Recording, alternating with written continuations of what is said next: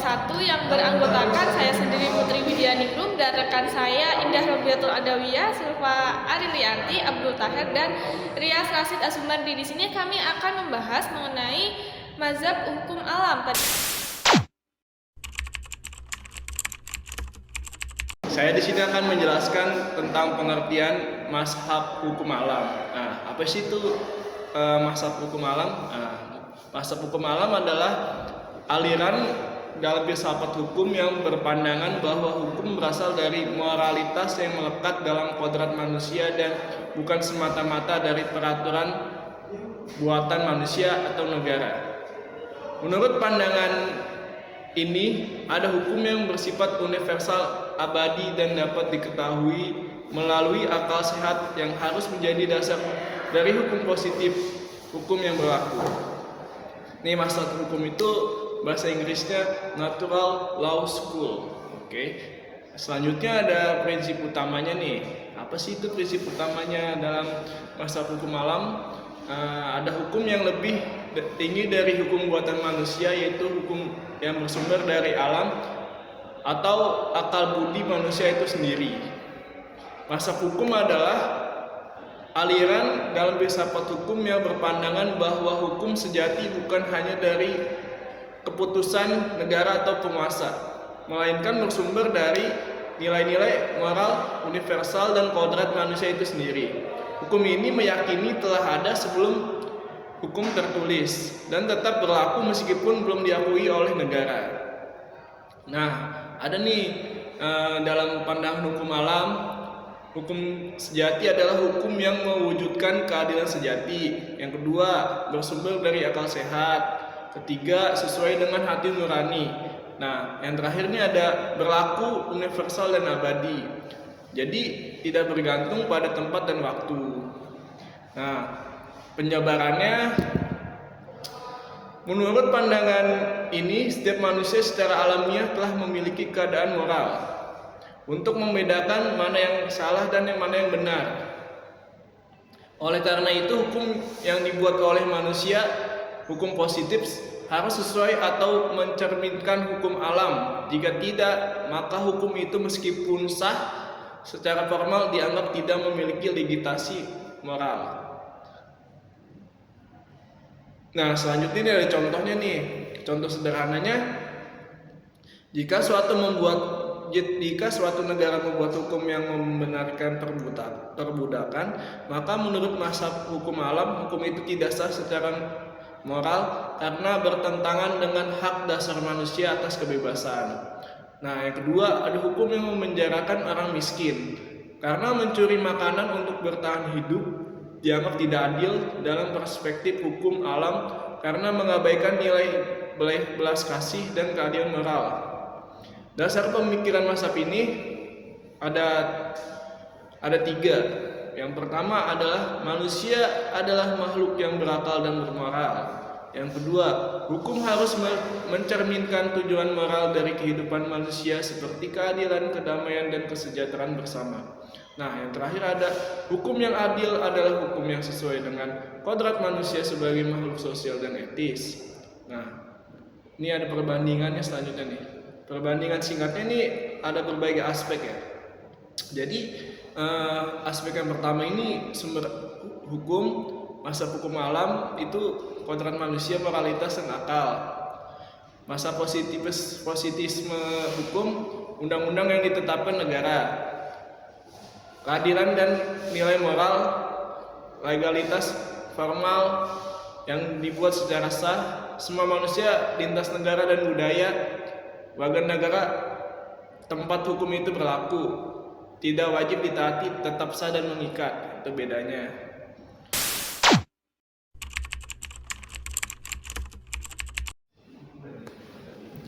Sejarah perkembangan hukum alam.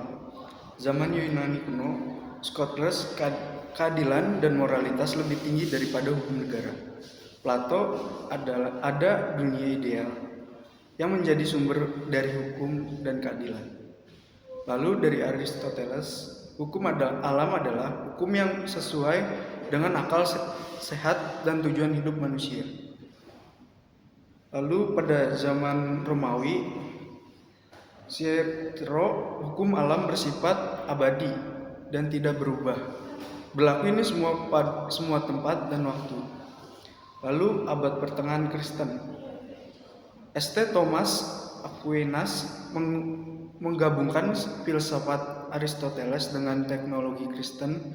Ia membagi hukum menjadi 4, yaitu lex athena, hukum Tuhan yang bekerja. 2. Lex divina, hukum wahyu. Lalu yang ketiga, hukum naturalis, hukum alam. Lalu yang keempat, lex humana, hukum buatan manusia. Lalu pada zaman modern, John Locke mengemukakan hak hidup, kebebasan, dan memiliki adalah hak alamiah yang tidak boleh dilanggar negara. Lalu Jean, kontrak sosial harus berdasarkan kepada kehendak umum dan keadilan moral.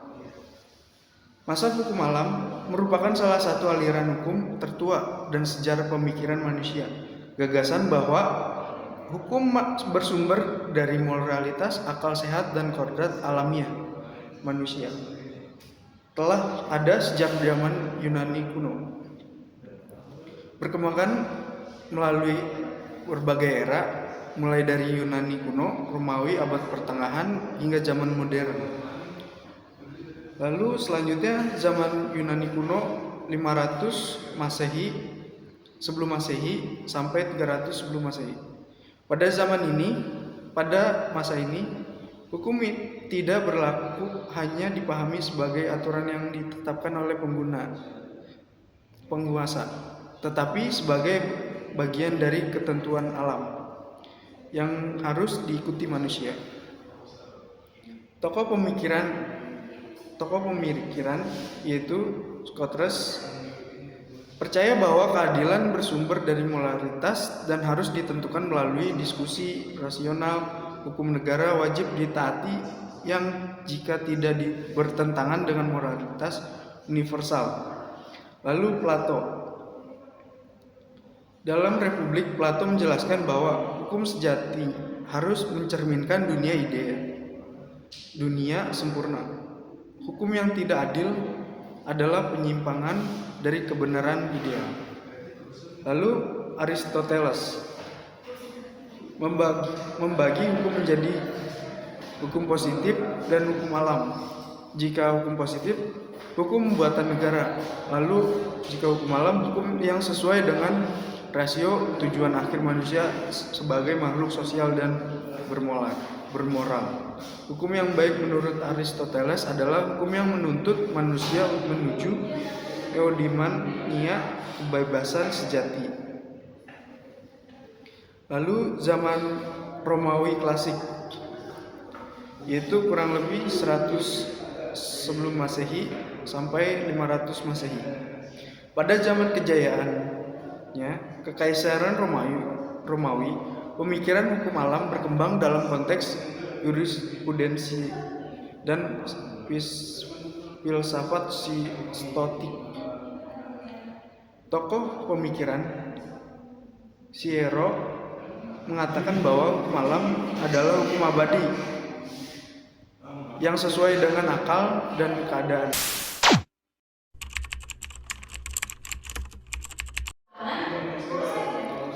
Baik, yang selanjutnya adalah tentang prinsip-prinsip utama mazhab hukum alam, yaitu yang pertama ada universal.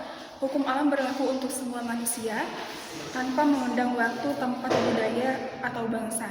Dan yang kedua itu bersifat abadi, di mana hukum ini tidak berubah-ubah seiring waktu karena bersumber dari akal dan kodrat manusia. Dan yang ketiga, diketahui melalui akal sehat atau rasionalitas. Semua manusia bisa memahami hukum alam lewat pemikiran dan norma. Dan yang keempat itu menjadi dasar atau tolak ukur hukum positif. Jika hukum positif bertentangan dengan hukum alam, maka tidak memiliki kekuatan hukum moral.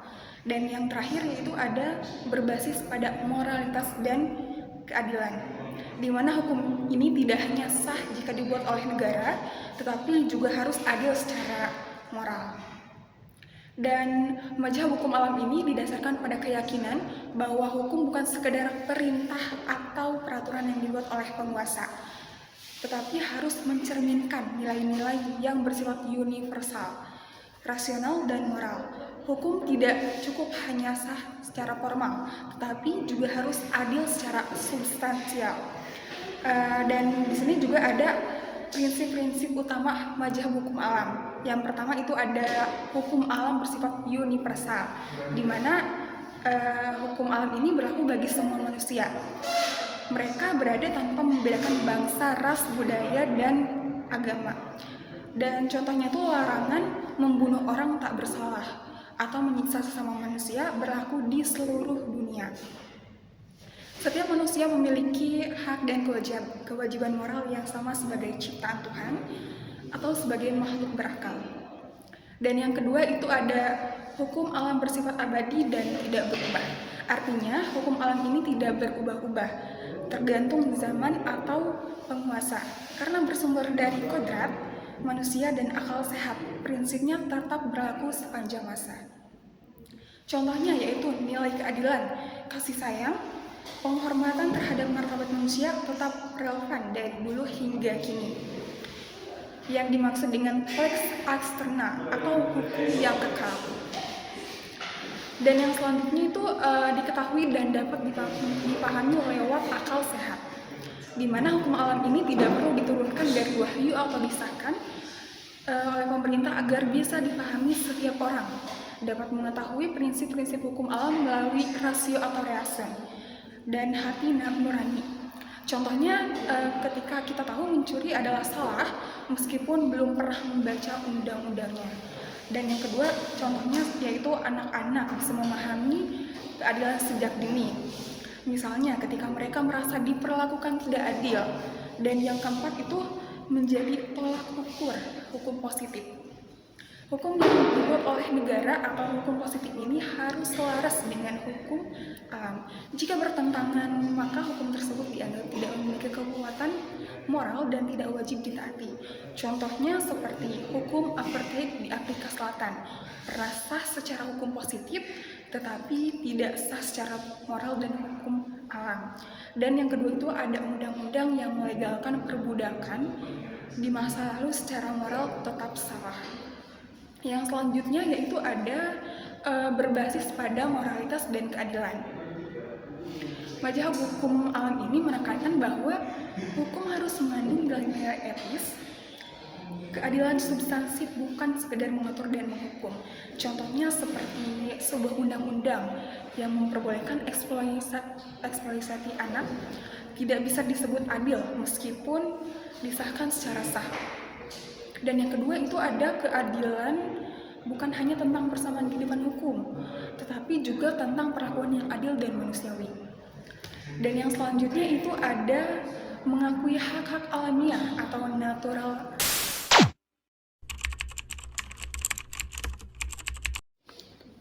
Baik, yang selanjutnya adalah kita membahas mengenai tokoh-tokoh penting yang ada di mazhab hukum alam. Yang pertama itu ada Socrates, yang mana Socrates ini memiliki pandangan utama yaitu mengenai moralitas yang lebih tinggi dari hukum formal.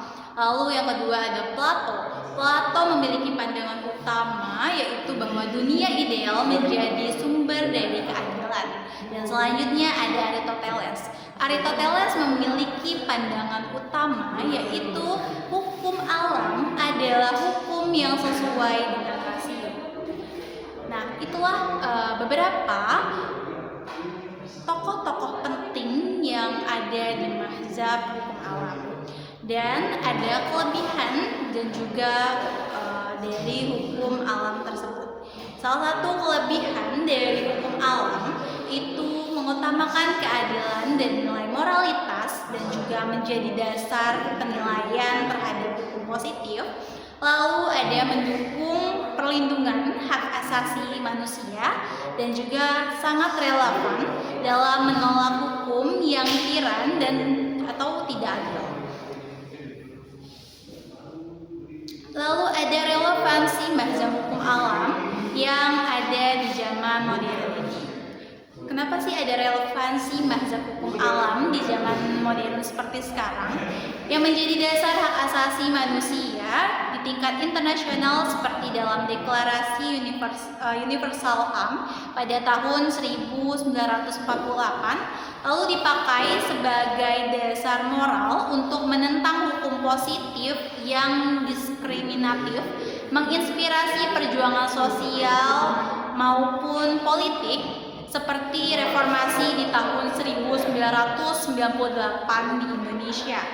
Nah, mazhab hukum alam ini tetap relevan dan penting dalam konteks Indonesia, yang mana terutama dalam hal penegakan keadilan, perlindungan hak asasi manusia, dan juga pengawasan terhadap kekuasaan negara.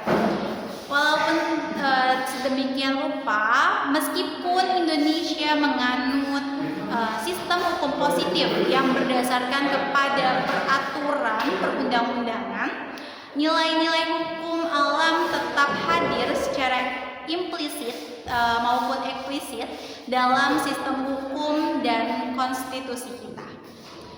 Dasar dari konstitusional yaitu di pasal 28A sampai 28J, yang mana menjamin hak-hak dasar manusia seperti hak hidup, hak memperoleh keadilan, dan juga hak beragama.